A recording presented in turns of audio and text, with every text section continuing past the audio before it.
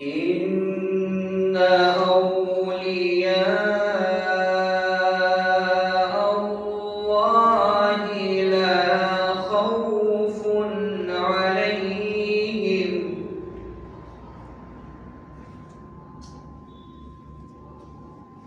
لا خوف عليهم ولا هم يحزنون.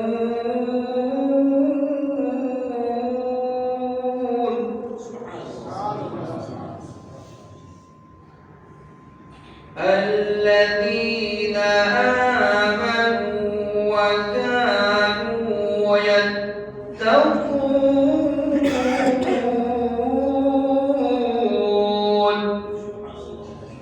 صدق الله العظيم وصدق رسوله النبي الأمين الكريم ونحن على ذلك من الشاهدين والشاكرين والحمد لله رب العالمين.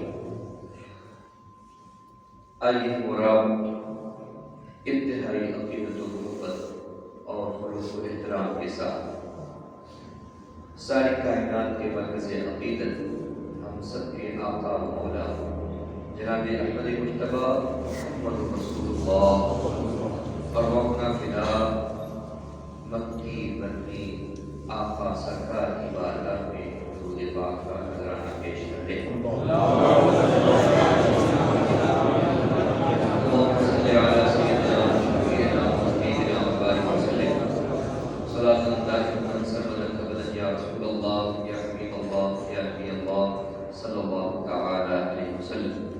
ایک مرتبہ اور جھوم کر جی لگا کر اللہم صلی علی سیدنا و شفیعنا و حبیبنا و بارک وسلم علیہ یا رسول اللہ یا نبی اللہ صلی اللہ علیہ وسلم.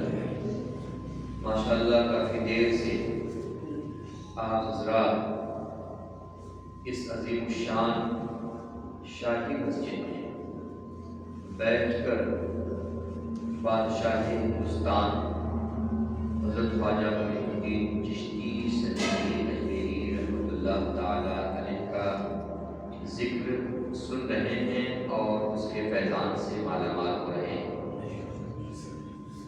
میں شکریہ ادا کرتا ہوں اپنے تمام معزز حضرات کا جنہوں نے مجھے یہ موقع دیا کہ میں آپ کے سامنے اپنے اور آپ کے بلکہ پورے ہندوستان کے محسن اعظم سرکار غریب نواز کی بارگاہ میں خراج عقیدت پیش کر سکوں.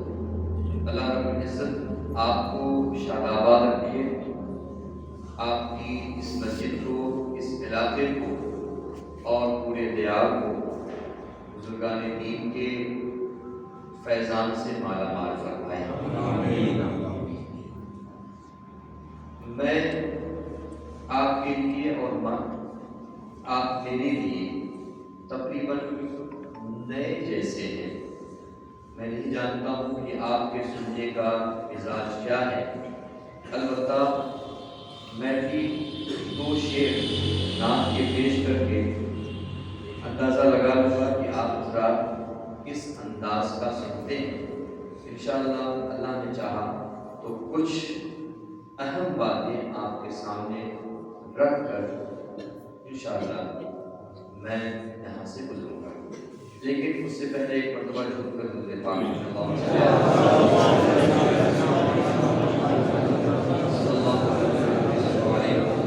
السلام علیکم یا رسول اللہ یا نبی اللہ صلی اللہ تعالی علیہ وسلم.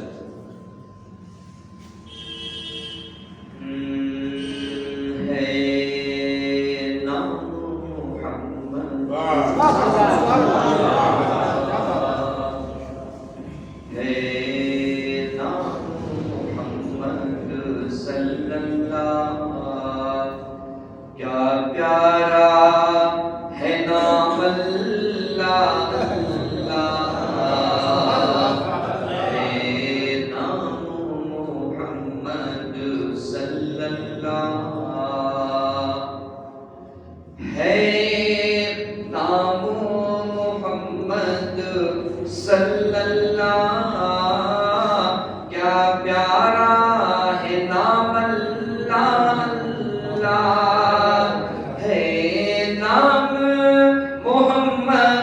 صلی اللہ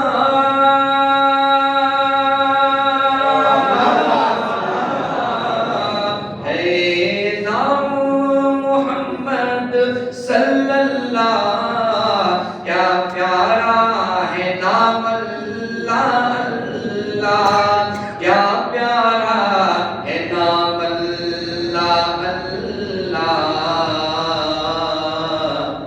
اس نام کے رٹنے والوں پر، اس نام کے رٹنے والوں پر اجی دوزخ ہے حرام اللہ۔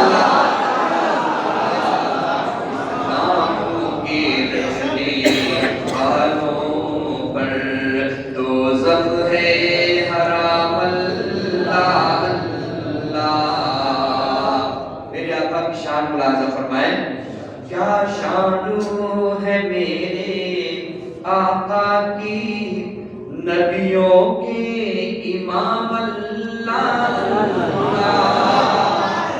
جو بھی نبی کریم صلی اللہ علیہ وسلم سے سچی محبت کرتا ہے وہ اس شعر پر خاموش نہیں بیٹھے گا۔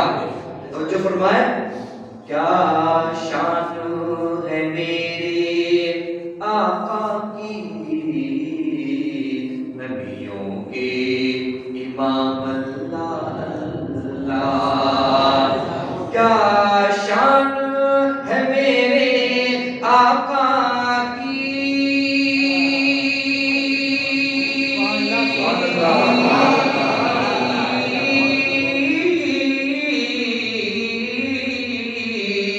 کیا شان ہے میرے آقا کی، نبیوں کے امام اللہ اللہ، نبیوں کے امام اللہ اللہ، نبیوں کے امام اللہ اللہ۔ جبریل امی بھی کرتے ہیں، جبریل امی بھی کرتے ہیں، جھک جھک کے سلام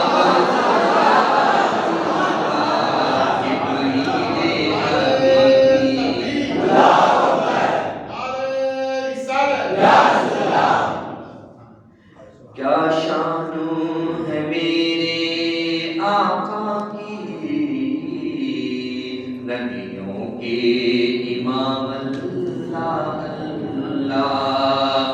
کیا شان ہے میرے آقا کی، نبیوں کے امام اللہ اللہ، نبیوں کے امام اللہ اللہ۔ جبریل امی بھی کرتے ہیں، جھک جھک کے سلام اللہ اللہ، جبریل امی بھی کرتے ہیں۔ پورا مجمع جھوم کر درود پاک پڑھے، اللہم صلی علی سیدنا و شفیعنا و حبیبنا و بارک وسلم، صلاۃ یا رسول اللہ یا حبیب اللہ یا نبی اللہ صلی اللہ تعالی علیہ وسلم۔ رب تبارک و تعالیٰ کا ارشاد قرآن مقدس کے پہلے پارے، بلکہ ہم اور آپ جو پہلی سورت، بلکہ یوں کہہ لیجیے کہ نماز میں اگر وہ سورت نہ پڑھی جائے تو کوئی نماز مکمل نہیں ہوتی ہے۔ رب تبارک و تعالیٰ نے ارشاد فرمایا، بسم اللہ الرحمن الرحیم، اهدنا الصراط المستقيم صراط الذين أنعمت عليهم غير المغضوب عليهم ولا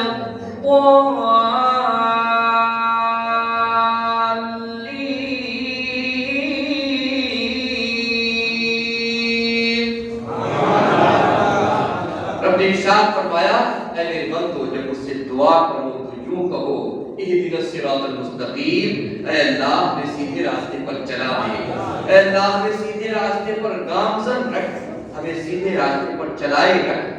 ہم نے قرآن مقدس کی بارگاہ میں دستک دی، عرض کیا ہے قرآن مسلمان بھی کہتا ہے ہم سیدھے راستے پر ہیں، غیر مسلم بھی کہتا ہے ہم سیدھے راستے میں ہیں، اے اللہ سیدھا راستہ کس کا ہے تو بتا دے، اپنے بندوں کو یہ تعلیم دے دے۔ قرآن مقدس سے آواز آتی ہے اولئک الذین انعم اللہ علیہم من النبیین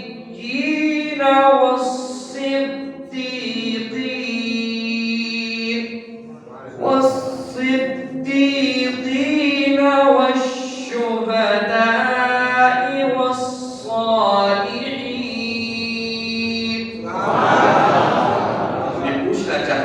سیدھا راستہ کس پر ہے، کس کا ہے؟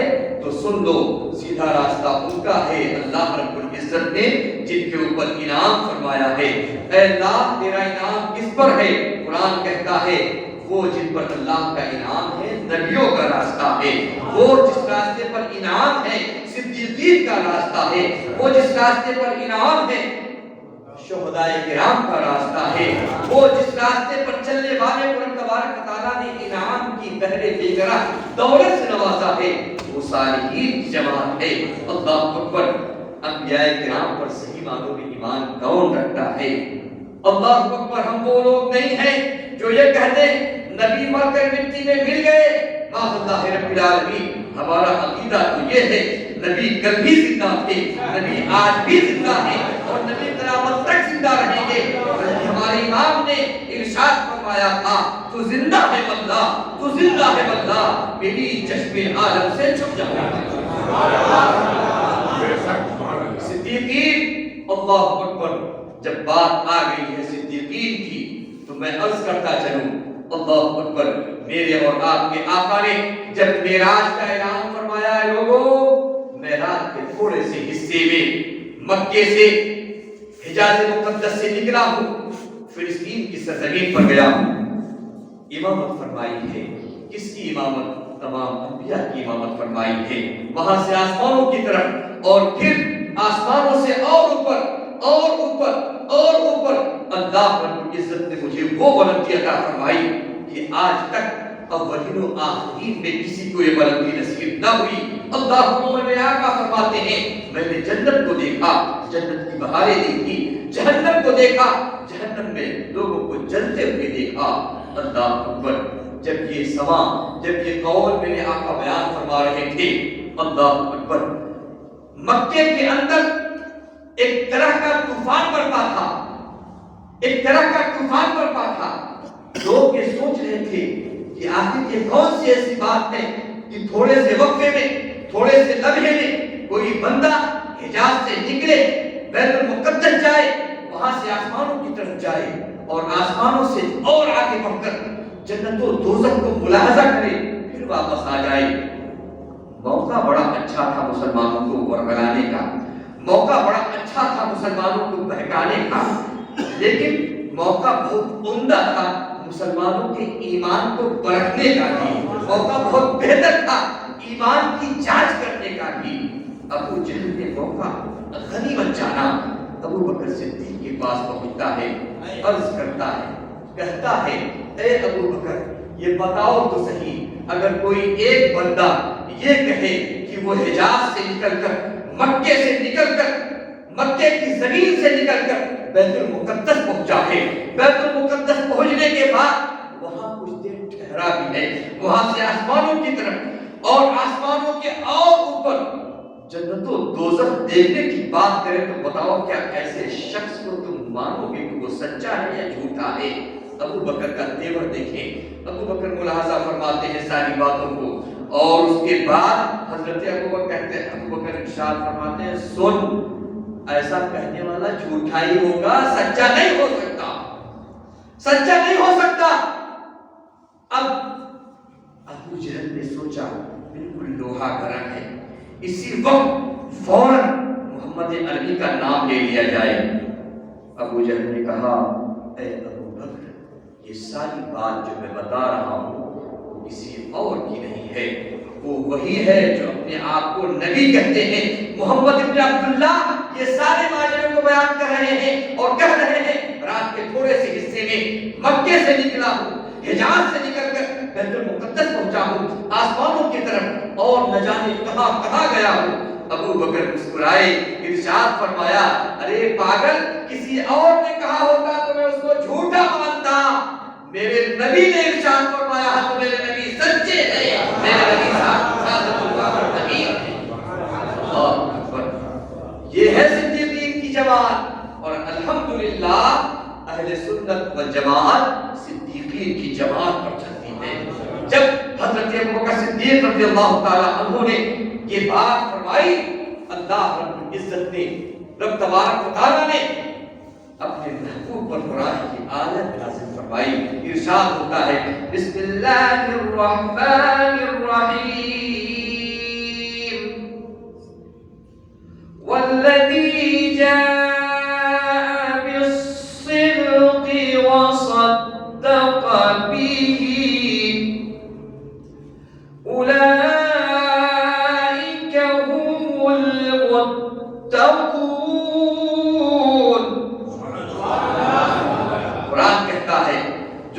بات لے کر آیا ہے وہ بھی، اور جو اس بات کی تصدیق کر رہا ہے وہ بھی، دونوں کے دونوں اللہ کی بارگاہ میں بڑے ہی مقرر ہیں، دونوں ہی اللہ رب العزت سے بڑے ڈرنے والے ہیں، تقوی شعار ہیں۔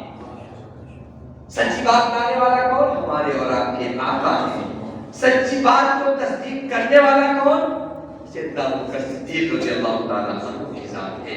اللہ اکبر، یہ صدیقین کی ذات ہے۔ شہداء کی بات میں کروں آپ کو، شہداء کی بات آپ کو بتاؤں، قرآن مقدس نے شہداء کے بارے میں بڑے واضح لفظوں میں ارشاد فرما دیا۔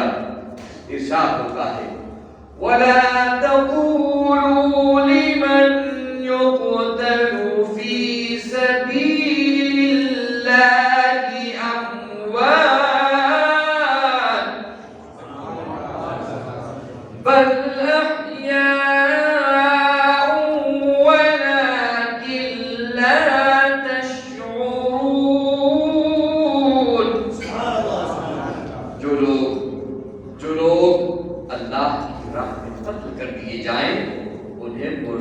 سمجھو، مردہ نہ کہو، بل احیاء، وہ زندہ ہیں، ولکن لا تشعرون، تمہیں پتہ ہی نہیں۔ یہ ہمارا اور آپ کا سب کا عقیدہ ہے۔ اللہ اکبر، یہاں شہید کو قرآن زندہ کہہ رہا ہے، اور ایک بندہ کھڑا ہو کے کہتا ہے میں مولوی ہوں، میں عالم ہوں، اور اس کے بعد کہتا ہے انک میت و انہم میتون، سب کو مرنا تھا، نبی بھی باذ اللہ رب العالمین مرے مر کے مٹی میں مل گئے۔ یہ کس کا عقیدہ میں نام نہیں لوں گا، لیکن آپ سوچو اپنے ایمان پر، اپنے یقین اور وجدان پر، اپنے نبی پر اور اہل سنت میں ہونے پر آپ جتنا بھی فخر کرو گا، جتنا بھی آپ فخر کرو کم ہے۔ الحمدللہ ہم تو نبی کو زندہ مانتے ہیں، ہم تو شہداء کو زندہ مانتے ہیں۔ اللہ اکبر، اور اللہ رب العزت کے فضل و کرم سے جو بھی ولی اس دنیا سے گیا اپنی قبر کے اندر، رب تبارک و تعالیٰ کے فضل و کرم سے وہ بھی زندہ ہیں، اور صرف زندہ ہی نہیں بلکہ ہماری باتوں کو سنتے بھی ہیں اور ہماری مدد بھی فرماتے ہیں۔ اللہ اکبر، اللہ اکبر۔ اب آتے ہیں ذرا سا محبت رسول کی طرف، اور جو آج کا ٹاپک ہے اس کی طرف ہم آتے ہیں، اور پھر آپ کو بتاتے ہیں کہ جو محبت رسول کے زیور سے آراستہ ہو جائے، محبت رسول کے نگینے کو اپنے سینے میں انگوٹھی کی طرف بسا لے، پھر اس کا معاملہ اللہ کے نزدیک بہت بلند ہو جایا کرتا ہے۔ وہ دنیا اور آخرت میں، دنیا اور آخرت کے لوگوں کے سردار کی حیثیت رکھتا ہے۔ اللہ اکبر، آپ نے دیکھا نہیں، یہ محبت رسول ہی کا تقاضا تھا اور محبت رسول ہی کا نتیجہ تھا کہ جو بات زبان سے نکل گئی، رب تبارک و تعالیٰ نے اس بات کو کبھی لوٹایا نہیں۔ جب اللہ کے ولی نے کسی بات کے لیے اللہ رب العزت کی بارگاہ میں دعا کر دی تو رب تبارک و تعالیٰ نے اسے رد نہیں کیا، نبی نے اپنے رب کی بارگاہ میں دعا کی، رب تبارک و تعالیٰ نے ویسے ہی معاملات کو کر دیا۔ آج ہم اور آپ دعائیں خوب کرتے ہیں، الحمدللہ کرنا بھی چاہیے، لیکن وجہ کیا ہے کہ ہم شب و روز دعائیں کریں اور حالت یہ ہوتی ہے کہ مدت گزرنے کے بعد بھی ہماری کوئی ایک دعا قبول ہو جائے تو ہو جائے، مدت گزرنے کے بعد۔ لیکن اللہ اکبر، اللہ کا کتنا بڑا کرم ہے کہ وہی اولیاء کرام جب دعائیں کرتے ادھر دعائیں ہوتی ہیں، رب تبارک و تعالیٰ ادھر سے دعاؤں کو قبول فرما لیا کرتا ہے۔ اور جب ہم نے اور آپ نے غور و خوض کیا تو پتہ چلا میرے آقا کی حدیث نے رہنمائی کی، رب کے رسول نے ارشاد فرمایا تھا، ہمارے نبی نے ارشاد فرمایا تھا کہ جو شخص اپنے رزق کو حلال بنا لے، اپنے ماکل و مشرب کو حلال کر لے، پھر وہ جو بھی دعا کرے گا رب تبارک و تعالیٰ اس کی دعاؤں کو رد نہیں فرمائے گا، اس کی دعاؤں کو کبھی مردود نہیں فرمائے گا، جو بھی اس کی زبان سے دعا نکلے گی رب تبارک و تعالیٰ قبول فرمائے گا۔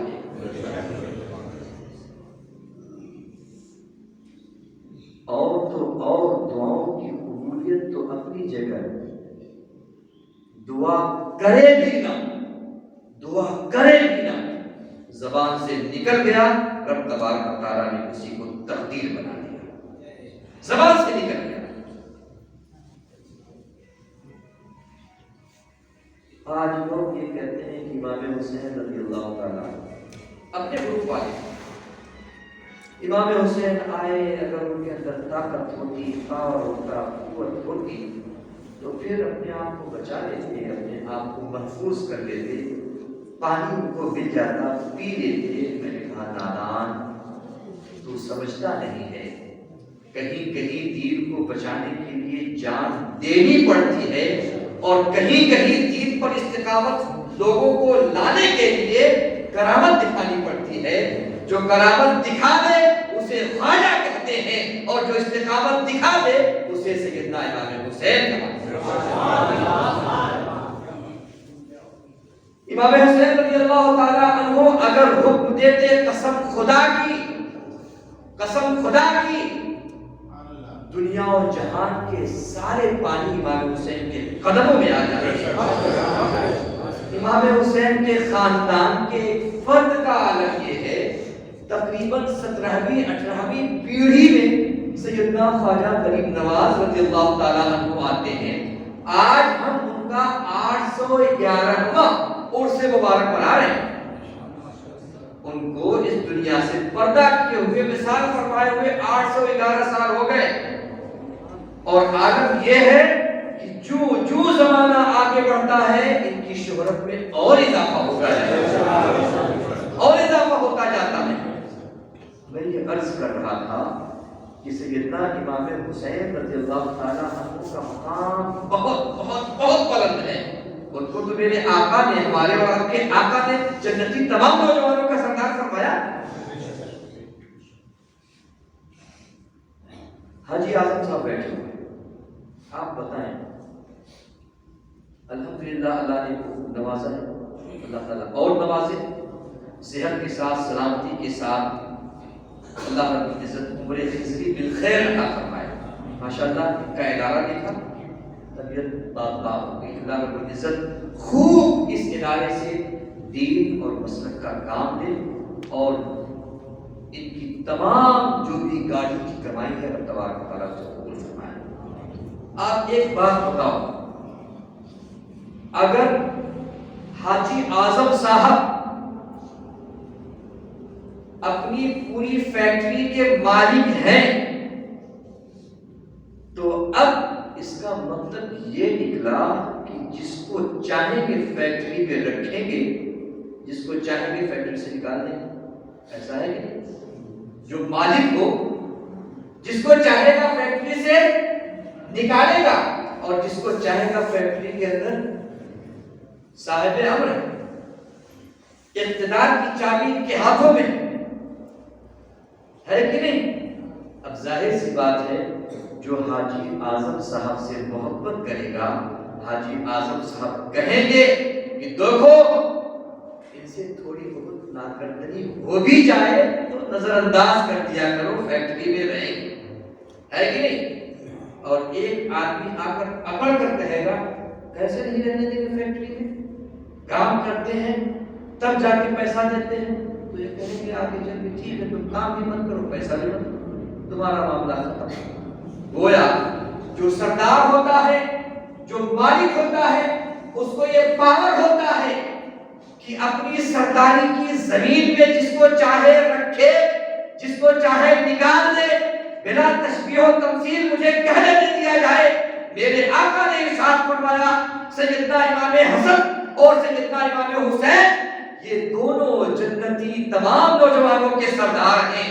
اب ظاہر سی بات ہے اگر سرداری ان کی جنت میں چل رہی ہے تو جو ان سے محبت کرنے والے ہیں ان کو وہ جنت میں داخل کریں گے، جو ان سے عداوت کرنے والے ہیں جنت سے ان کا راستہ صاف کر دیا جائے گا۔ اب ہم کو اور آپ کو یہ متعین کرنا ہے کہ سیدنا امام حسین سے محبت کر کے جنت کا حقدار ہونا ہے یا ان سے عداوت کر کے جنت سے باہر نکل جانا ہے۔ اور الحمدللہ ثم الحمدللہ اہل سنت و جماعت کا یہ درجہ امتیاز ہے کہ وہ سیدنا امام حسین سے محبت بھی کرتے ہیں اور ان کی عقیدت میں اپنی شب و روز کو گزارا کرتے ہیں۔ اب میں آپ سے عرض کروں سیدنا امام حسین علی مقام کا اتنا بلند مقام، اور آپ پورے کربلا کی تاریخ اٹھا کر دیکھیں سیدنا امام حسین نے کبھی یہ دعا نہیں کی کہ اے اللہ مجھے پانی دے دے، یہ دعا نہیں کی، بالکل دعا نہیں کی۔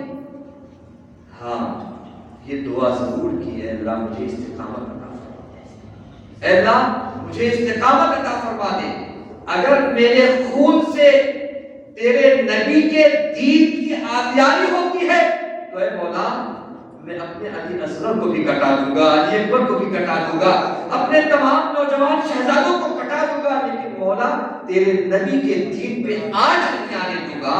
اور الحمدللہ سیدنا امام حسین علی مقام نے ایک ایک بچے کو قربان کر کے لوگوں کو یہ بتلا دیا کہ لوگوں استقامت اسے کہتے ہیں، جان جا رہی ہے چلی جائے لیکن مصطفیٰ کے دین پر کوئی آنچ نہیں آنی چاہیے۔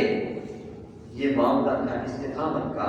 اب ذرا 17 پیڑھی کے بعد سیدنا غریب نواز علیہ رضوان کی بارگاہ میں آؤ، آپ نے، ہم نے اور تقریباً میرے خیال سے اکثر لوگوں نے سیدنا غریب نواز علیہ رضوان کے اس کرشماتی انا ساگر کو ضرور دیکھا ہوگا، ضرور دیکھا ہوگا۔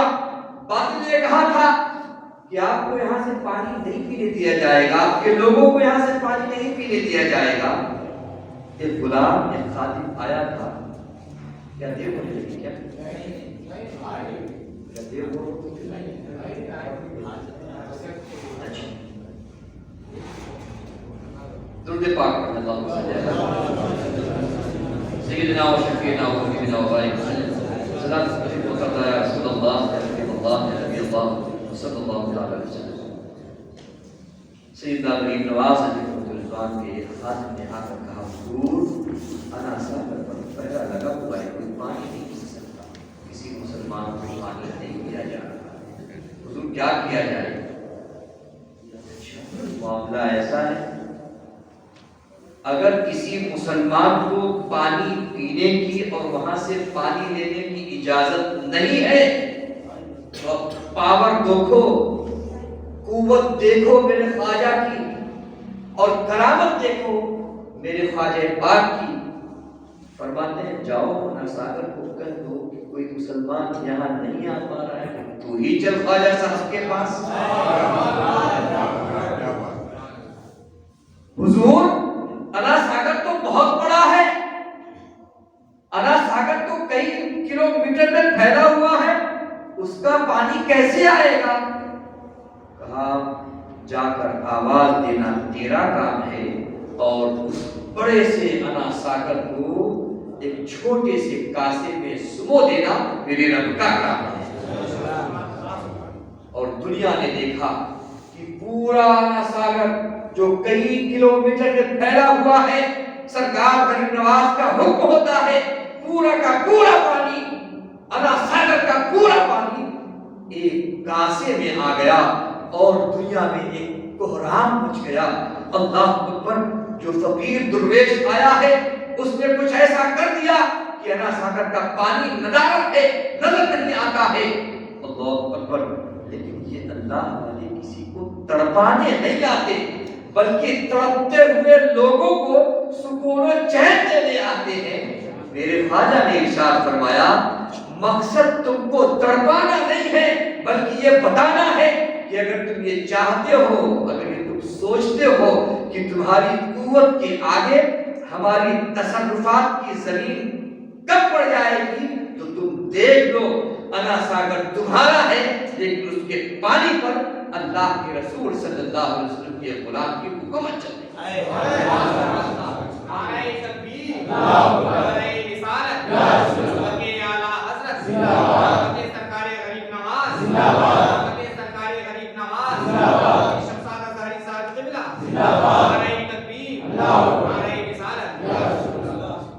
سرگست میں عرض کر دوں، مجھ سے پہلے کوئی صاحب ماشاءاللہ خطاب کر رہے تھے، مولانا آصف صاحب بڑی اچھی گفتگو کر رہے تھے، تھوڑی باتیں میرے ذہن میں آئی اور اسی وقت میرے ذہن میں ایک گوشہ بھی آیا کہ ان کی گفتگو میں ماشاءاللہ کچھ فلسفیانہ رنگ بھی تھا، تو میں یہ غور کرنے لگا جو حضرات ان کو ہنر مفتی صاحب آپ بھی آشنا ہیں، آپ نے حدیث سعیدیہ اور حکمت کی بہت ساری کتابیں پڑھی ہوں، ہم نے بھی کسی زمانے میں غالب 2004 5 6 وہ کتابیں پڑھی تھی، اور اس وقت کے فلاسفہ کا ایک قول تھا کہ کوئی بھی بدن، کوئی بھی جسم جب بنتا ہے تو 4 چیزوں کے ملنے سے بنتا ہے، آگ ہے، مٹی ہے، پانی ہے اور ہوا ہے۔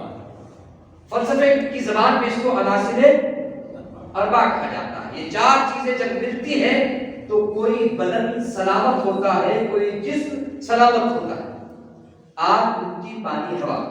اور اگر انہی چاروں پر کسی کا کنٹرول ہو جائے تو پھر یوں کہہ لیجئے کہ پورے وجود پر کنٹرول ہے۔ اللہ اکبر! میں غور کرنے لگا رب تبارک و تعالیٰ نے اپنے نبیوں کو اور نبیوں کے صدقے میں ولیوں کو اس پورے عالم کے عناصر اربع، پورے عالم کے پانی پر، پورے عالم کی آگ پر، پورے عالم کی مٹی پر اور پورے عالم کی ہوا پر ایسا تصرف عطا فرمایا ہے، ایسا قبضہ عطا فرمایا ہے کہ یہ انبیاء کرام تو بہت عظیم ہیں، ان کا تصرف اور ان کی قدرت تو قرآن مقدس سے ظاہر و باہر ہے، لیکن اللہ رب العزت کے رسول صلی اللہ علیہ وسلم کے فضل و کرم اور ان کی عطا سے یہ تصرف اولیاء کرام کو بھی حاصل ہے، یہ تصرف اللہ کے نیک بندوں کو حاصل ہے۔ قرآن مقدس میں جنہیں اولیاء اللہ کہا گیا ہے، یہ تصرف اور یہ اختیار اولیاء اللہ کو بھی حاصل ہے۔ آپ نے ایک مثال دیکھی، پانی کی ایک مثال دیکھی، پانی پر کس طرح سے کنٹرول ہے میرے خواجہ کا۔ اب ذرا سا آپ مجھے اجازت دیں تو میں بتاؤں کہ سرکار غریب نواز کا کنٹرول پانی کے ساتھ ساتھ مٹی پر بھی ہے، ہوا پر بھی ہے، آگ پر بھی ہے، لیکن اس سے پہلے ایک مرتبہ آپ لوگ جھوم کر درود پاک پڑھ لیں تاکہ صلی اللہ علیہ وسلم صلو علیہ السلام علیہ یا رسول اللہ طب القلوب ودوائها وعافیت الابدان وشفائها ونور الابصار وضیائها صلاة دائمة سرمدا ابدا یا رسول اللہ یا حبیب اللہ یا نبی اللہ صلی اللہ علیہ وسلم۔ سننے کا مزاج ہے، مزاج ہے الحمدللہ، اگر سننے کا مزاج ہے تو الحمدللہ انشاءاللہ ضرور ضرور سارا کچھ قرآن کسی سے چل رہا ہے۔ الحمدللہ میں یہ عرض کر رہا تھا کہ رب تبارک و تعالیٰ نے اپنے نیک بندوں کے قبضے اور اختیار میں اس عالم کو دیا ہوا ہے، اور ایسا نہیں کہ یہ عالم بگاڑنے پر آئے، نہیں، بلکہ عالم کے اندر جو فساد ہے اس فساد کو ختم کرنے کے لیے اللہ تبارک و تعالیٰ نے یہ موقع اور یہ عظمت عطا فرمائی ہے۔ آخر یہ فساد ہی تو تھا کہ کوئی پانی نہیں پینے پائے گا، کوئی پانی نہیں پینے پائے گا، خاص طور سے مسلمان نہیں پینے پائے گا، فساد تھا۔ تو رب تبارک و تعالیٰ نے اپنے رسول کی امت کے ایک فرد کو یہ موہبہ اور یہ کرشمہ عطا فرمایا تاکہ اس فساد کو دور کیا جائے، اور پانی جو اللہ کی نعمت ہے اس سے کسی کو محروم نہ رکھا جائے۔ اور اس طرح سے سرکار نے اس کرامت کے ذریعے سے اس پانی کو تمام امت کے لیے عام کرا دیا۔ یہ تو ایک مسئلہ ہوا، اب ذرا آگ کی طرف آئے۔ سرکار علیہ رحمۃ کسی علاقے سے گزر رہے تھے اور ایک جماعت ہے جو آگ کی پرستش میں مبتلا ہے، جو آگ کی پوجا کر رہی ہے، آگ کی پوجا ہو رہی۔ سرکار علیہ رحمۃ نے پرستش کرنے والوں، پوجنے والوں کو دیکھا، دل پر ہاتھ رکھا اور اپنے رب کی بارگاہ میں دعا کی، اے اللہ یہ تیرے ہی بندے ہیں مولا، یہ راہ سے بھٹک گئے ہیں مولا، تبلیغ کرنا میرا کام ہے اور ان کے دل میں اسلام کی سچائی ڈالنا تیرا کام ہے۔ سرکار ان کے پاس پہنچتے ہیں، ارشاد فرماتے ہیں، اے اللہ کے بندو یہ کیا کر رہے ہو؟ لوگوں نے کہا بابا جی ہم یہ آگ پوج رہے ہیں، اس آگ کی عبادت کر رہے ہیں۔ سرکار نے فرمایا اس عبادت سے تمہیں کیا فائدہ ملے گا؟ اس عبادت سے تمہیں کیا فائدہ حاصل ہوگا؟ What will you get after doing عبادت of this؟ اس کی عبادت کرنے سے تمہیں ملے گا کیا؟ انہوں نے کہا ہم نے سنا ہے کہ جہنم آگ سے بنائی گئی ہے، آگ سے، اور ہم اگر آگ کی عبادت کرتے رہیں گے کرتے رہیں گے کرتے رہیں گے تو ایک وقت وہ آئے گا کہ یہ آگ ہم پر مہربان ہوگی، اور قیامت کے بعد جو جہنم کی آگ ہے اس سے ہم محفوظ ہو جائیں گے۔ اللہ اکبر۔ اب سرکار غریب نواز رضوان نے ان کو تبلیغ کرنا شروع کیا اور ارشاد فرمایا بتاؤ تو صحیح کتنی مدت سے تم اس آگ کی پرستش کر رہے ہو، کتنے زمانے سے تم اس کی عبادت کر رہے ہو؟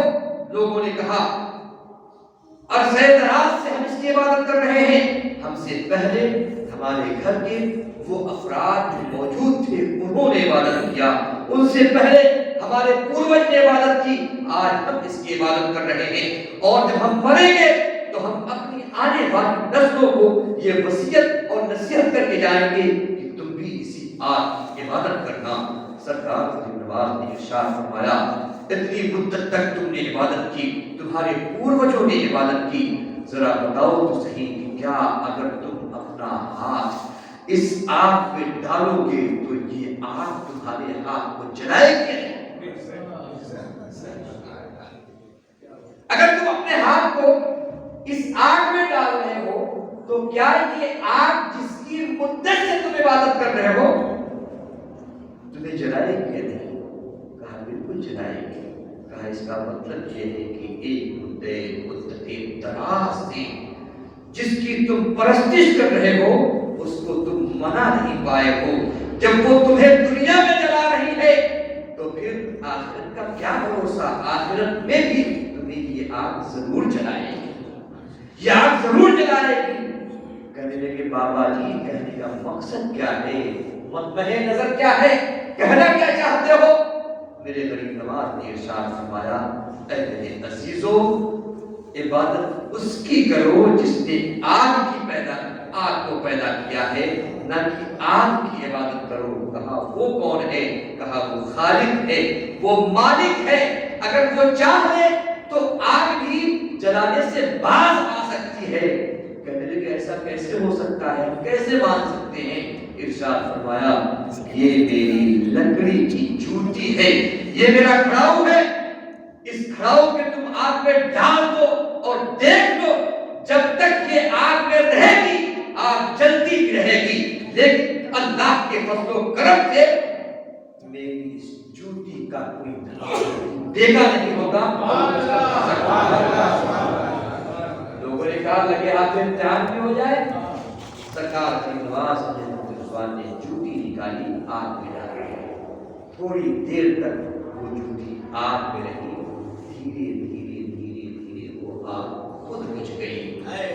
میرے غریب نواز نے ارشاد فرمایا سنو, جس آگ کی تم پرستش کے زمانے سے کر رہے ہو, تم اپنا ہاتھ ڈالو تو یہ ہاتھ آگ سے جل جائے, اور میرا معاملہ یہ ہے کہ میں اپنی جوتی بھی ڈال دوں تو اس آگ کی جرأت نہیں ہے کہ میری جوتی کو جلا سکے. جب یہ آگ میری جوتی کو نہیں جلا سکتی تو پھر مجھ جیسے بندے خدا کو کیسے جلائے گی, مجھ جیسے اللہ والے کو کیسے جلائے گی. لوگوں نے کہا حضور بڑی بات ہے, بہت محرومی ہوئی, بڑی ناکردنی ہوئی, بہت دیر ہو گئی, اب ذرہ برابر دیر نہ کیجیے, اس مذہب میں ہم کو بھی شامل کر لیجیے جس مذہب سے سرکار کی نواز علیہ الرحمت والرضوان نے بغیر کسی دیر کی ان تمام لوگوں کو کلمہ شہادت پڑھا کر اسلام کے دامن سے وابستہ کر دیا. کوئی تیر چلایا, کوئی تلوار چلائی, زبان کے اندر جو اللہ نے رزق حلال کی بنیاد پر تاثیر عطا فرمائی تھی, اس تاثیر کا جلوہ دکھایا اور سب کو اپنا بنا لیا. جب آئے تھے سرکار غریب نواز علیہ الرحمت والرضوان تو وہی لوگ سرکار غریب نواز کے جان کے دشمن بنے ہوئے تھے. جب یہاں سے گزر رہے تھے تو وہ رو رو کر بلک بلک کر کہہ رہے تھے حضور اب جہاں جا رہے ہیں ہم کو بھی ساتھ دے لیجیے, اب کسی اور در پر یہ سر نہیں جھکے گا, یہ سر اسی در پر جھکے گا جو آپ کے خالق کا در ہے, جو آپ کے مالک ہے.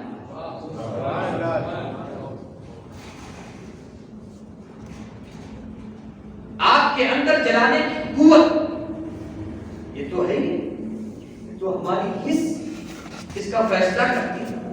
غالباً مولانا صاحب قوت خمسہ کا ذکر کرتے ہیں, قوت شامہ, قوت لامسہ, قوت باصرہ وغیرہ.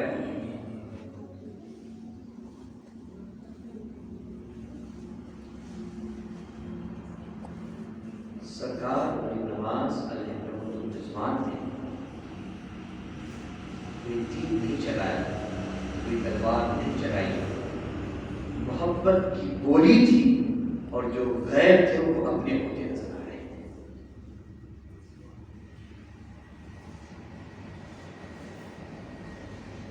میں نے عرض کیا تھا کہ اللہ رب العزت نے آنکھ کے اندر جلانے کی صلاحیت رکھی ہے. اب ذرا قرآن سے, اور پھر جب اللہ چاہ لے تو یہ جلانے کی کیفیت آگ سے جدا ہو جاتی ہے. سیدنا ابراہیم علیہ السلام کا واقعہ جو سبھی کو پتا ہے نا, نمرود نے نہ جانے کیا کیا تیار کروا لیا, ہم چھوڑیں گے نہیں, ہمارے معبود کو ایسا کہہ رہے ہم چھوڑیں گے نہیں, کیا کرو گے, قتل کر دیں گے, مار ڈالیں گے, تمہیں اپنے دیار سے نکال دیں گے.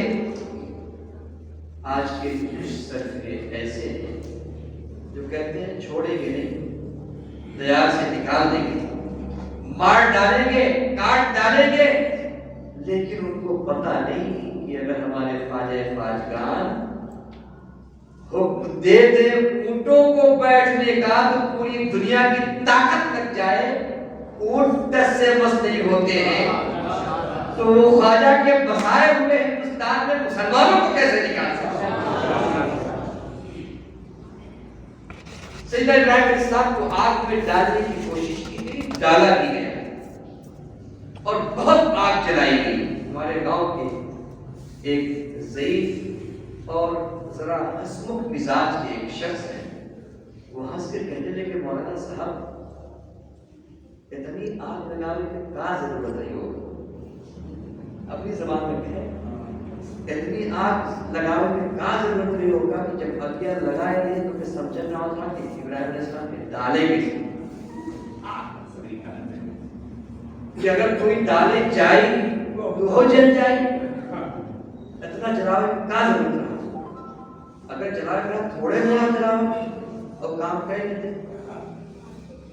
تو میں نے کہا دراصل میرے رب کو دکھانا تھا کہ اگر تھوڑی آگ ہو تو دنیا کا کوئی شخص یہ کہہ سکتا تھا تھوڑی سی آگ تھی، اپنے دامن سے اپنے ہاتھ سے اپنے پیر سے بجھا دیا، لیکن آگ بہت زیادہ تھی۔ دنیا کو یہ پتہ چل جائے کہ اللہ کے ایک محبوب خلیل کو آگ میں بھیجا جا رہا ہے، جبریل امین آ کر کہہ بھی رہے ہیں کوئی حاجت ہو تو بتائیں، کوئی حاجت ہو تو بتائیں۔ حضرت خلیل ابراہیم علیہ السلام نے ارشاد فرمایا جس چیز کی حاجت ہے نا میرا رب جانتا ہے، میرا رب باخبر ہے، بتانے کی ضرورت نہیں ہے۔ اللہ رب العزت نے فرشتوں کو حکم دیا ہے فرشتوں میں نے آگ کو یہ پاور ضرور دیا ہے کہ وہ جلائے، لیکن یہ آگ اسی وقت جلائے گی جب میرے رب کا حکم ہو، اور اگر میرے رب کا حکم نہ ہو تو آگ جلا نہیں سکتی، پانی ڈبو نہیں سکتا، اور ہوائیں کسی کا کچھ بال لے کر نہیں کر سکتی۔ میرے رب نے حکم دیا قلنا یا نار کونی بردا وسلاما علی ابراہیم، میرے رب نے حکم دیا اے آگ میرے ابراہیم پہ ٹھنڈی ہو جا، جلانا نہیں ہے، جلانا نہیں ہے۔ اور جلاتی بھی کیسے؟ اگر حضرت ابراہیم جل جاتے تو ان کی صلب میں جو نور محمدی تھا وہ جگمگا رہا تھا، تو میرے آقا کو آنا بھی تو منظور تھا۔ جب میرے آقا کا آنا منظور تھا اسی وجہ سے آپ کو ابراہیم علیہ السلام کا جلانا منظور نہیں تھا۔ اللہ اکبر، یہ تو ابراہیم علیہ السلام کا معاملہ ہے، یہاں تو میرے آقا کے غلاموں کا حالت یہ ہے کہ اگر آپ کو کہہ دیں ٹھنڈی ہو جا تو آپ کے اندر جرأت نہیں ہوتی ہے کہ وہ آگ جلانے کا کام کرے۔ جب ان کے گدا پر دیتے ہیں شاہان زمانہ کی جھولی، محتاج کا جب یہ عالم ہے، محتاج کا عالم کیا ہوگا۔ اور میں روایت پڑھ رہا تھا، میرے ایمان کو اور تقویت محسوس ہوئی، روایت پڑھ رہا تھا آقا صلی اللہ علیہ وسلم، ہم اور آپ کے نبی ایک صحابی کے گھر پر دعوت میں تشریف لے گئے، دعوت کھائی، آپ صلی اللہ علیہ وسلم نے دعوت کھانے کے بعد کھائے ہوئے دستے مقدس ان ہاتھوں کو جس سے آپ نے کھانا تناول فرمایا، ان ہاتھوں کو دسترخوان کے اندر ہی صاف کر دیا، دسترخوان پر صاف کر دیا۔ اللہ اکبر، یہ تو ایک واقعہ ہوا، لیکن آگے جو بات ہے وہ ایمان کو تازہ کرنے والی بات ہے۔ نبی کریم صلی اللہ علیہ وسلم چلے گئے، صحابی کے گھر میں جو لونڈی کام کرتی تھی، جو لونڈی خدمت کیا کرتی تھی، جب بات آئی دسترخوان دھونے کی تو اس نے اور سارے کپڑے دھلنے کے لیے رکھ دیے، لیکن دسترخوان کو اٹھایا اور جلتی ہوئی تندور کے اندر ڈال دیا۔ صحابی نے ارشاد فرمایا ارے کیا کر رہی ہو، دسترخوان کو جلانا ہے کیا؟ صحابیہ مومنہ تھی، رسول پاک پر ایمان تھا، رسول پاک کے ایمان سے دل مزین تھا، عرض کرتی ہیں حضور گھبرانے کی بات نہیں ہے، اس دسترخوان کو آپ چھو نہیں سکتی، اس کا بات لے کر نہیں کر سکتی۔ کہنے لگے ایسا کیوں؟ کہا حضور میں نے یہ دیکھا تھا ہمارے اور آپ کے آقا جب اس گھر میں تشریف لے آئے تھے، کھانا تناول فرمایا تھا، اور تناول فرمانے کے بعد آپ نے اپنے دست مبارک کو اسی دسترخوان کے اندر صاف کیا تھا۔ میرا یقین، میرا وجدان، میرا ایمان کہتا ہے کہ جس دسترخوان سے یا جس کپڑے سے نبی کا ہاتھ لگ جائے دنیا کی آگ اسے نہیں جلا سکتی۔ اس وجہ سے میں نے صاف کرنے کے لیے، دھلنے کے لیے اس کو رگڑا نہیں، ڈائریکٹ آگ پہ ڈال دیا اور آگ سے نکالا ہے۔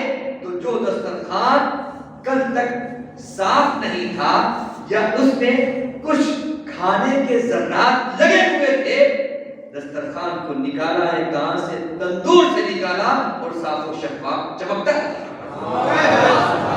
مجھے کہنے میں دیا جائے جب نبی کے ہاتھ کسی بھی کپڑے پہ لگ جائے تو پھر اس کپڑے کو دنیا کی آگ نہیں جلا سکتی۔ تو پھر اگر نبی کا مبارک چہرہ ان کے غلاموں پر پڑ جائے، نبی کی مبارک نگاہیں ان کے غلاموں پہ پڑ جائے اور وہ کہہ دے کہ فرشتوں آنے دو، یہ میرا ہے، اس کو چھوڑ دو، اس کو چھوڑ دو، جہنم میں نہ لے جاؤ، میرا یقین کہتا ہے فرشتے بھی کہیں گے مرحبا یا رسول اللہ، آپ نے جب کہہ دیا آپ کا ہے تو اب کسی کی کوئی مجال بھی نہیں کہ اس کو چھو لے۔ یا رسول اللہ آپ اس کے ساتھ جس طرح شفقت چاہیں فرمائیں، یہ آپ ہی کا حق ہے۔ اور الحمدللہ ہم خوش نصیب ہیں کہ اپنے نبی کو اختیار والا مانتے ہیں۔ ایسا نہیں نبی مر کے مٹی میں مل گئے، نہیں، بلکہ ہم تو یہ مانتے ہیں نبی کل بھی زندہ تھے، آج بھی زندہ ہیں اور قیامت تک اللہ اس لوگوں کو زندگی کی روشنیوں سے سرفراز فرمایا۔ آگ، پانی، مٹی، ہوا، ہوا، یہ جو ہم بات کرتے ہیں، یہ جو ہم بولتے ہیں، آپ کو پتا ہے ہم جب بولتے ہیں تو یہ زبان سے نکلے ہوئے الفاظ نکلتے ہیں اور اس کے بعد ہواؤں کے دوش پر، ہوا پر یہ آواز چڑھتے ہوئے، سوار ہوتے ہوئے کان تک پہنچتے ہیں۔ اگر ہوا نہ ہو ہم اور آپ بولیں گے ہماری آواز سنائی نہیں دے گی۔ ہواؤں کے اوپر سے، میری بات سمجھ رہے ہیں؟ ہواؤں کے اوپر سوار ہو کر ہمارے لفظ کان تک پہنچتے ہیں اور پھر کان اس کو سنتا ہے۔ یہ ایک سائنٹیفک معاملہ ہے، سب اس کو جانتے ہیں۔ آپ اس کا تجربہ کیے ہوں گے، آپ کے اس گاؤں کے بغل میں کون سا گاؤں ہے؟ ہوسیا، اور یہ بادوسی۔ اگر ہوا پچھم سے چل رہی ہو اور پورب کی طرف جا رہی ہے، اس طرف سے ایسے ہوا چل رہی ہے ہوسیا، آپ یہاں سے آواز لگائیں فلاں عبداللہ، ہوا اگر تیز ہو تو آپ کی آواز دور تک جاتی ہے۔ پتہ ہے کیوں؟ اس لیے کہ یہ ہوا آپ کی آواز کو پہنچا رہی ہے۔ اور اگر گھوسیا والا ادھر سے آواز لگا عبداللہ، آپ کو آواز نہیں سنائی۔ اس کا مطلب یہ ہوا کہ ہواؤں کے دوش پر، ہواؤں کے کندھے پر یہ آواز سوار ہوتی ہے اور جس رفتار کے ساتھ ہوا چلتی ہے اسی رفتار کے ساتھ ہماری یہ آواز کان تک پہنچ جاتی ہے۔ یہ ایک مسئلہ ہے، یہ اسٹڈی ہے، یہ ایک مطالعہ ہے جو یہ بتلاتا ہے کہ ہوائیں آواز کو پہنچاتی ہیں۔ اب اگر کسی کی حکمرانی ہواؤں پہ ہو جائے تو اس کا مطلب یہ ہے کہ وہ بہت بڑا حکمران ہے، بہت بڑا حکمران ہے۔ ٹائم زیادہ ہو رہا ہے، 5-10 منٹ میں سمجھ رہا ہوں کہ کچھ لوگ سوچ رہے ہیں کہ کھانا نہیں کھائیں اور لیکن میں امید کرتا ہوں کہ یہ بات آپ اپنے ذہن میں رکھیں اور اپنی آنے والی نسلوں تک یہ باتیں پہنچائیں گے. آج دراصل زمانے بدتمیزی ہے نا، اولیاء کرام کو ایک دم گھیرا، بالکل نتھنگ. ارے وہ غوث پاک، کہاں غوث پاک، ارے وہ غریب نواز، کیا غریب نواز، جیسے ہم ویسے ہو. اس طرح کے معاملات ہمارے نظام کے ساتھ ہیں. اس وجہ سے اس طرح کے عقیدے کو ہمیں اپنے نوجوانوں میں منتقل کرنا بہت ضروری ہے، ورنہ ہماری نسلیں ایک وقت وہ آئے گا، ہم نے اگر اس طرح کے عقیدے منتقل نہ کیے تو ہماری نسلیں برباد ہو جائیں گی.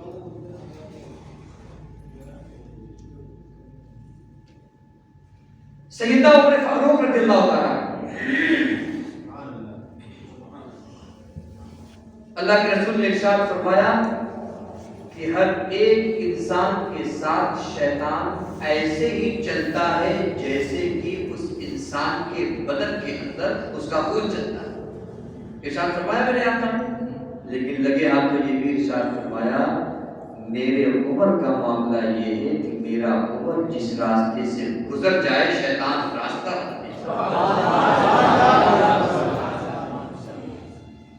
عمر جس راستے سے گزر جائے شیطان راستہ چینج کر دیتا ہے. ایک صاحب سے میری گفتگو ہو رہی تھی، کہنے لگے ہم تراویح 20 رکعت نہیں پڑھیں گے. ہم نے کہا کیوں نہیں پڑھو گے؟ کہا رسول پاک سے ثابت نہیں ہے. میں نے کہا رسول پاک سے تو خیر ثابت ہے، لیکن رسول پاک کے صحابہ سے جو بھی ثابت ہے. سیدنا عمر فاروق رضی اللہ تعالیٰ عنہ نے 20 رکعت نماز تراویح کی پڑھی اور 20 رکعت پڑھنے پر تمام صحابہ کو جمع بھی کیا. کہنے لگے ہم حضرت عمر کے راستے پہ نہیں چلیں گے. کہنے لگے ہم حضرت عمر کے راستے پر نہیں چلیں گے. ہم نے کہا میرے آقا نے بہت پہلے فرما دیا تھا عمر جس راستے پر چلے گا شیطان خود ہی دور ہٹ جائے گا. تو اب تمہیں کچھ بتانے کی ضرورت نہیں ہے کہ تمہاری حیثیت کیا ہے. حضرت عمر نے تمہاری حیثیت منتخب کرتی ہے، تمہاری حیثیت کیا ہے. الحمدللہ ہم حضرت عمر کے ماننے والے ہیں. جس طرح سے اس زمانے میں 20 رکعت تراویح پڑھی جاتی تھی، ہم انشاءاللہ قیامت تک اس پڑھتے رہیں. وہی حضرت عمر ہے، مدینے کی سرزمین ہے، مسجد نبوی شریف ہے. منبر کی سینے پر بیٹھ کر سیدنا عمر فاروق رضی اللہ تعالیٰ خطبہ دے رہے تھے. عین حالت خطبے میں سیدنا عمر فاروق رضی اللہ تعالیٰ عنہ زور سے آواز لگاتے ہیں اور کہتے ہیں یا ساریہ الجبل، یا ساریہ الجبل، یا ساریہ الجبل. اے ساریہ پہاڑ کی طرف دیکھو، پہاڑ کی طرف. اے ساریہ پہاڑ کی طرف توجہ دو، پہاڑ کی طرف. ساریہ پہاڑ کی طرف دیکھو، پہاڑ کی طرف. ظاہراً کسی کو یہ سمجھ میں نہیں آیا کہ سیدنا عمر فاروق رضی اللہ تعالیٰ حضرت ساریہ کو پہاڑ کی طرف دیکھنے کے لیے کیوں کہہ رہے. حضرت ساریہ کو ایک جنگ کے لیے، ایک معرکے میں شرکت کے لیے چیف کمانڈر بنا کر، سپہ سالار بنا کر ایران کی سرزمین پر بھیجا گیا. کہاں بھیجا گیا؟ ایران کی سرزمین پر بھیجا گیا. اور سیدنا عمر فاروق رضی اللہ تعالیٰ عنہ کہاں بیٹھے ہوئے ہیں؟ مدینہ شریف کی سرزمین پر. جو کہہ لیجیے اس زمانے کے حجاز مقدس ایک کنٹری میں اور ایران دوسری کنٹری. اگر دونوں کنٹری کے بیچ کے راستے کو ناپا جائے تو تقریباً دوری بنتی ہے 2000 کلومیٹر یا اس سے زیادہ، کم و بیش. کتنا؟ 2000. ہم اور آپ اگر یہاں سے آواز لگائیں اور سب کانچ بند کر دیا جائے، شاید ہماری آواز مسجد کے باہر بھی نہ جائے.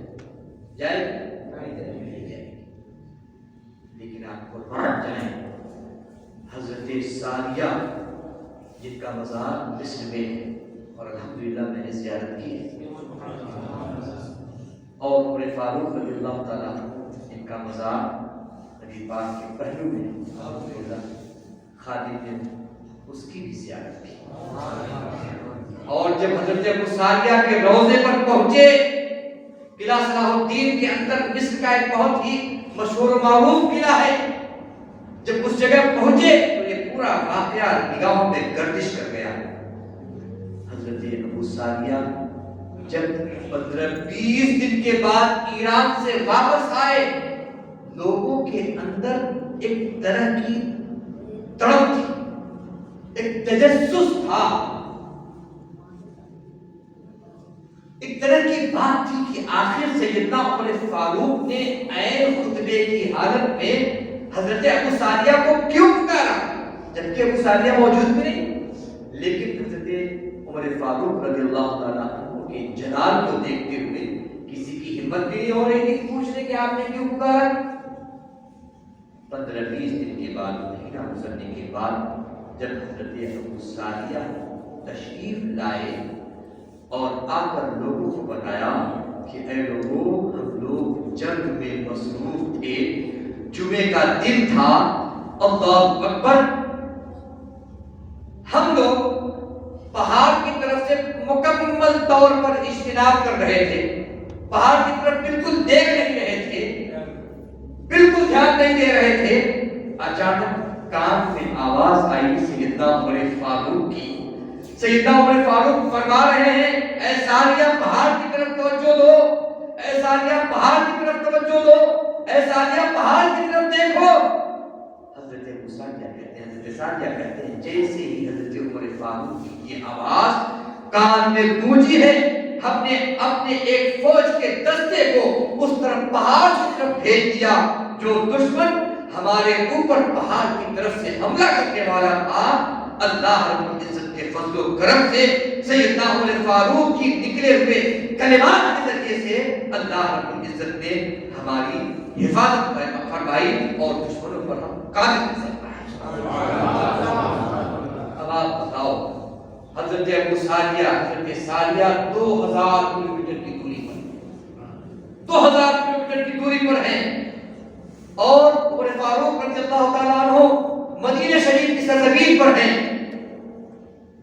آخر بتاؤ تو صحیح، جب یہ بات متحقق ہے، یہ بات یقینی ہے کہ ہواؤں کے دوش پر آواز سوار ہوتی ہے، اس کے بعد جیسے جیسے ہوا چلتی ہے ویسے ویسے ہماری آواز کان تک پہنچتی ہے، تو آخر کیا وجہ تھی کہ سیدنا عمر فاروق 2000 کلومیٹر دوری پر ہیں اور آواز دے رہے ہیں، اور اس آواز کو یہ ہوا اپنے کاندھے پر سوار کر کے سیدنا ثانیہ تک پہنچا رہی ہے۔ مجھے کہہ دیا جائے، اللہ کے رسول کے غلاموں کا عالم یہ ہے کہ اگر آواز دے دیں تو اگرچہ مدینے میں بیٹھے ہوئے ہیں اور اگلا بندہ ایران کی سرزمین پر بیٹھا ہوا ہے، اگر یہ چاہ لے اپنے تصرفات کو قابو میں لانے کے لیے اور اپنے تصرفات کے اختیار کو بتانے کے لیے، تو رب تبارک و تعالیٰ ان کی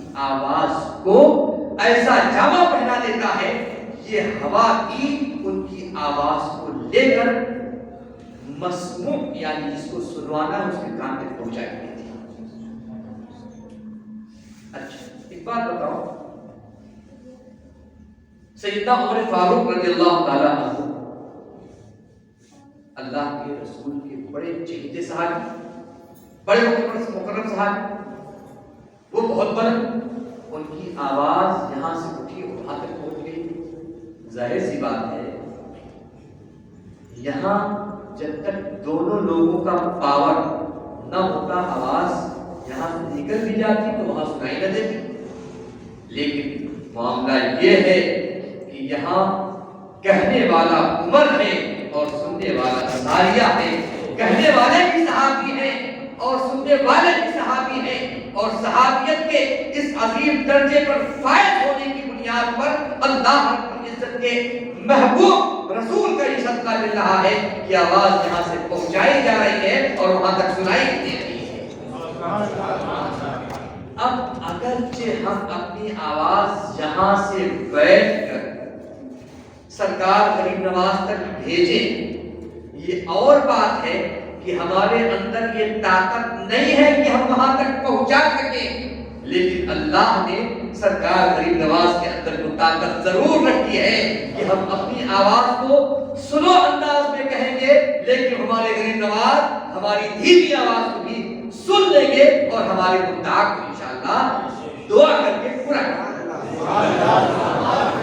یہی وجہ ہے کہ ہم اور آپ اپنے بزرگان دین کو آج کے دن اور خاص طور سے سرکار غریب نواز کو آج کے دن یاد کر رہے ہیں۔ میں جان رہا ہوں کہ وقت زیادہ ہو رہا ہے، لیکن یہ نورانی محفل، اس طرح کی محفل بہت کم ہوتی ہے جہاں تک میں سمجھتا ہوں، اور اس میں برکت ہوتی ہے مسجد کی، کہ مسجد کے اندر آدمی بیٹھتا ہے تو برکتوں میں اضافہ ہو جاتا ہے۔ عام طور سے جو دوسری مجلس سے ہوتی ہے، چائے چل رہی ہے، پان چل رہا ہے، یہ ہے وہ ہے، لیکن یہاں پر چونکہ ایک تو فرشتوں کا نزول، مسجد کی سرزمین، اس وجہ سے جو بھی بات کہی جا رہی ہے آپ کو سننے میں اچھی لگ رہی ہے اور اس کو بولنے میں اچھی لگ رہی ہے۔ اچھا میں یہ عرض کر رہا تھا، آگ پانی مٹی ہوا، ایک تھوڑی سی بات اگر مجھے آپ اجازت دیں تو میں کر کے اپنی بات ختم کروں، ورنہ یہ ہوگا کہ مولانا صاحب نے آگ مٹی پانی ہوا سب کا ذکر کیا، لیکن مثال صرف 2 کی یا 3 کی لی۔ ہوا، سرکار غریب نواز نے جب مکہ شریف جب اجمیر شریف تشریف لے آئے تو ایک جادوگر اس کا نام جوگی جے پال، بادشاہ نے کہا کہ اس کا مقابلہ کرو، آ گیا ہے ہماری سلطنت کو بڑا خطرہ ہے، کچھ تو کرو۔ کہا ٹھیک ہے، اس کو پسپا کر دیتے ہیں، اس کو پست کر دیتے ہیں، ہم اس کو دیر کریں گے۔ میرے خواجہ کی بات آئی، جوگی جے پال آیا اور کہنے لگا ہم تم سے مقابلہ کریں گے۔ مقابلہ کیا کرو؟ کہا ہم آسمان کی طرف اڑیں گے اور تم کو اڑ کر میرا مقابلہ کرنا ہے، اور کہہ کے اڑ گیا۔ میرے خواجہ نے کہا یہ کہا میرا نہیں کہ میں اڑ کے جاؤں اور پھر تم کو پکڑ کے نیچے لے آؤں۔ اپنے جوتی کو اشارہ کیا، کافر وہاں پر اور تو یہاں پر، جا اور اس کو اس کی اوقات بتا دے۔ تاریخ بتلاتی ہے ایک جادوگر تھا، ہواؤں پر جادو کے زور سے تصرف کر رہا تھا، تو کوئی کہہ سکتا تھا کہ خواجہ صاحب نے تو اڑے آسمان میں۔ میرے خواجہ نے کہا نہیں میں نہیں جاؤں گا، یہ کام تو میری جوتی کر دے گی۔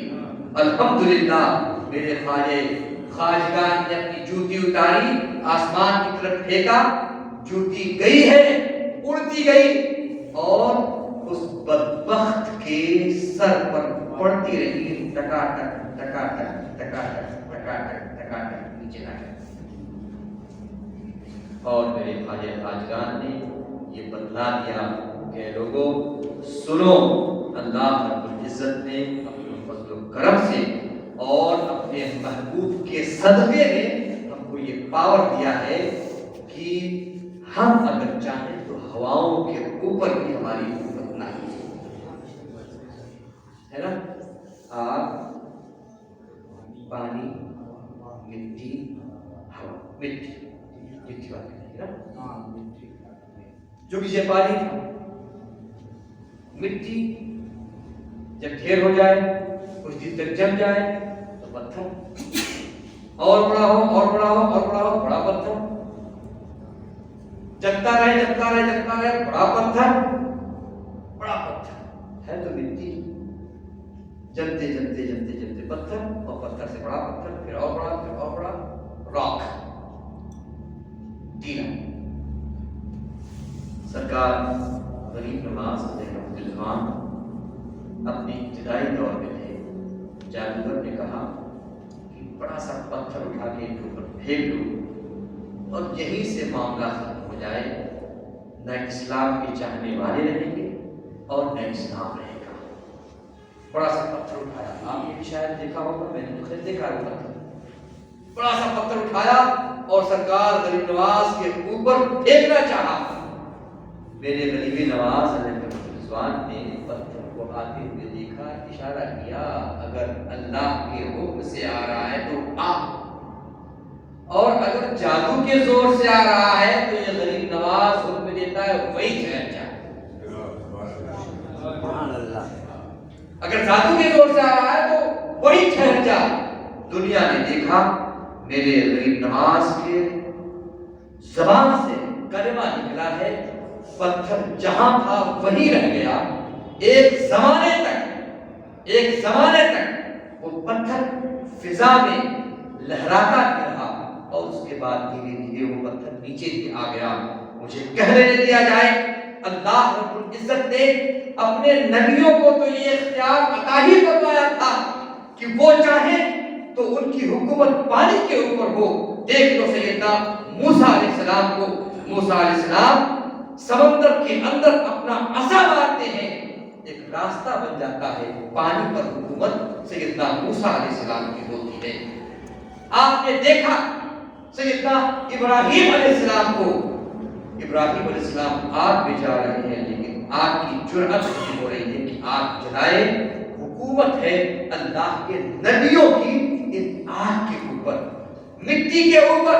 میرے آقا اگر مٹی کو کہہ دے سونا ہو جا تو دنیا دیکھ رہی ہے کہ وہ مٹی سونا ہوتا نظر آ رہی ہے، بلکہ حضرت علی کہتے ہیں میں آقا کے ساتھ میں گزر رہا تھا، میرے آقا آگے آگے تشریف لے جاتے تھے، میں پیچھے پیچھے گزرتا تھا، مڑ کے دیکھتا تھا، کوئی آواز دیتا ہے الصلاۃ والسلام علیک یا رسول اللہ، الصلاۃ والسلام علیک یا نبی اللہ۔